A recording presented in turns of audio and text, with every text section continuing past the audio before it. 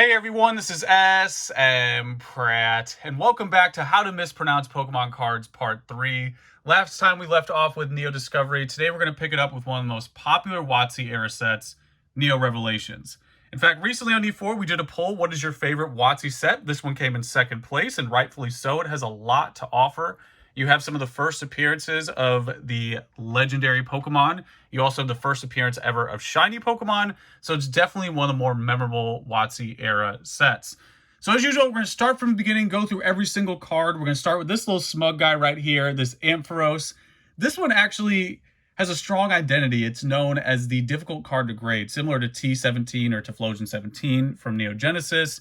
I think most people agree this is the most difficult card to grade in the set, therefore the PSA10 carries a massive premium, and that little smug face knows it. He knows he is a pain in the butt to grade. So there we go, that is the Ampharos card. Now some of these others, they don't have as strong as identity as Ampharos. You got your Blissey, then your Celebi, yes, that's how you pronounce it.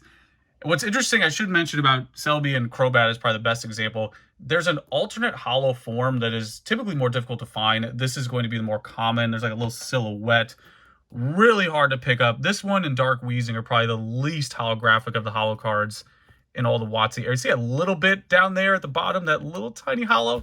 So there's a much more vibrant hollow form of a lot of these cards. Ho-Oh has one, Houndoom has one. A lot of people call them airs, but I think it was just an extra layer of the hollow foil added. But nonetheless, there you go. There's your Celebi card, your Crobat. And then moving on to the Delibird, and then the Entei. This is just simply what I think of when I think of Entei and Suicune. Let me try to get a little more light here. There we go. That's just the Entei card that I think of. Same for Ho-Oh right here. This is just, when I think of Ho-Oh, that's it. That's the card that comes to mind. Even though this thing is absolute garbage playability-wise. Dive Bomb, you have to take 5 turns, use 5 energies to get a maybe 90. Flip a coin if Tails' attack does nothing. So you might build this up for 5 turns and get 0 attack. Definitely not playable, but back in the day it was cool to see a Pokemon with 3 attacks. I think the first one was Rocket's Mewtwo from Gym 2. And, you know, that was just special because most Pokemon like these just had 2 attacks. So there you go. That is the first Ho-Oh.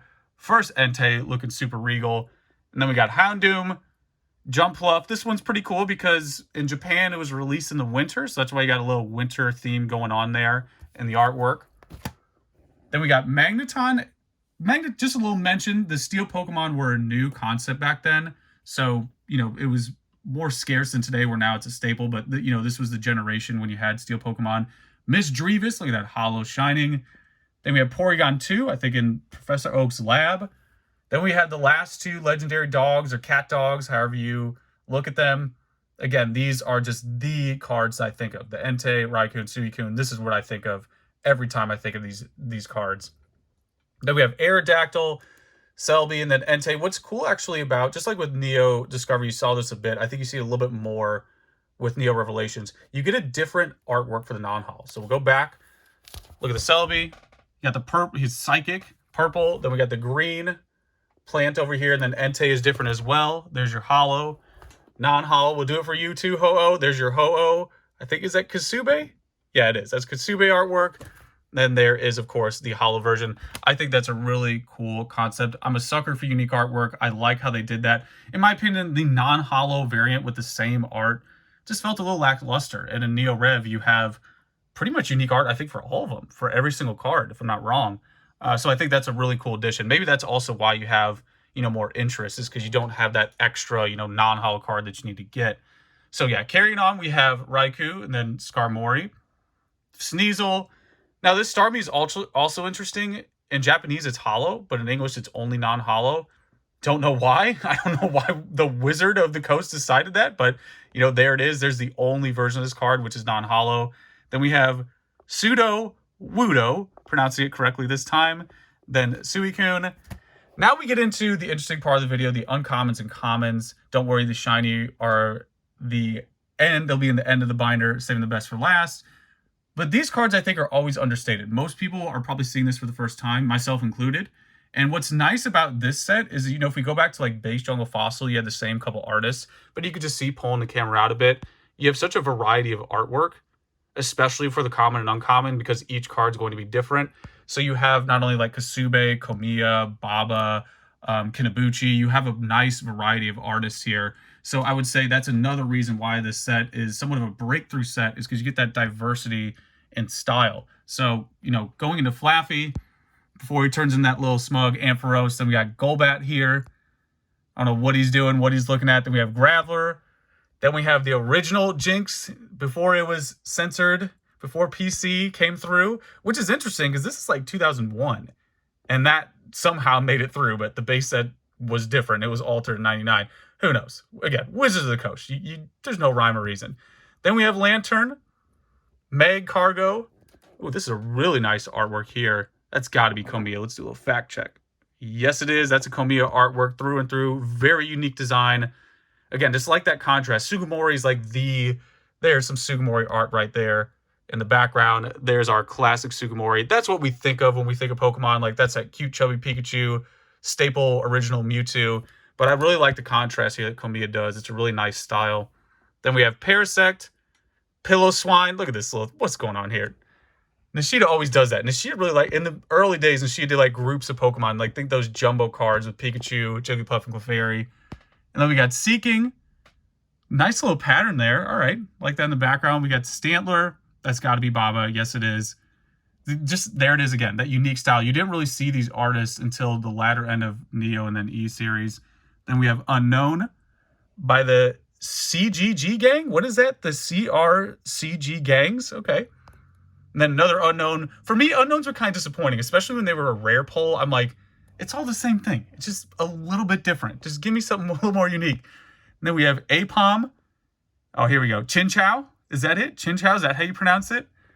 And we have Farfetch. And this has, oh, that was Tanaka. Tanaka and Bob are pretty similar to me. But another unique art. Then we got Geodude. Goldeen with the CGI.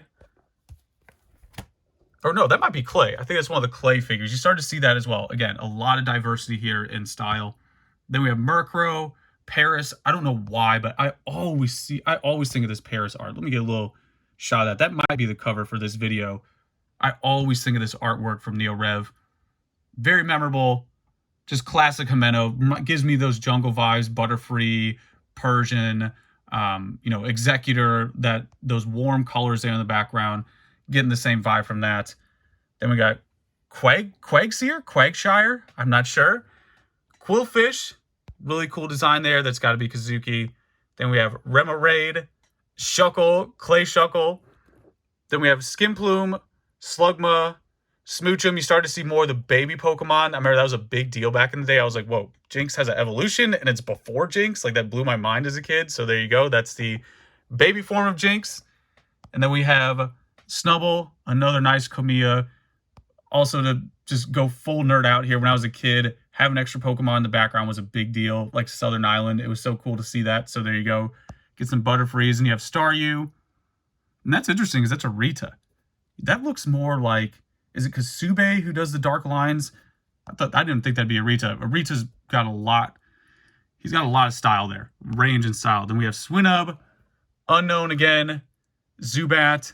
And then we have a lot of CGI, but my favorite trainer is going to be this one right here. In fact, let me do a zoom in on this.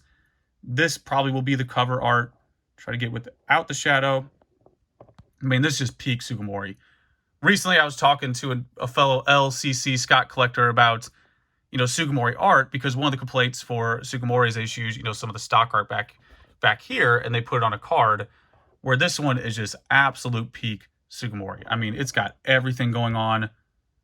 Everything. This is just it right here. This is why you collect Pokemon. Very similar to the Card-Ass 000 card, that card file one. I mean, this is just everything. So to me, this card right here is my favorite trainer. Another very memorable card, kind of like Mr. Fuji in Fossil. It's one of those that flies under the radar, but I think the art is just fantastic. So there it is, by far one of my, I would say, like top 5 trainer artworks right there, in my opinion, especially if you're into that old school, Sugimori style. So there it is. And then a couple others. We have Kinabuchi, and then Old Rod. And then last but not least, we have the shiny cards. Now, these need no introduction, but I'm still going to do it anyway. So these are just S-tier shiny cards in general. Our shiny Pokemon. Magikarp, a gold Magikarp is such a great concept. This one looks like, for those back in the day, this is super niche, 90s. I think it was a Rainbow Fish. It was like this kid's book that had like a little scale, little holographic scale on it. Anyway, similar vibes to that. I'm not sure if that was intentional. Very strong card, very popular card. Same with this Gyarados. His artwork is so iconic. You know, when we're talking about Sugimori, very unique design.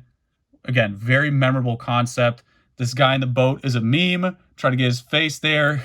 And yeah, you have a red Gyarados, normally blue, as seen here in the background.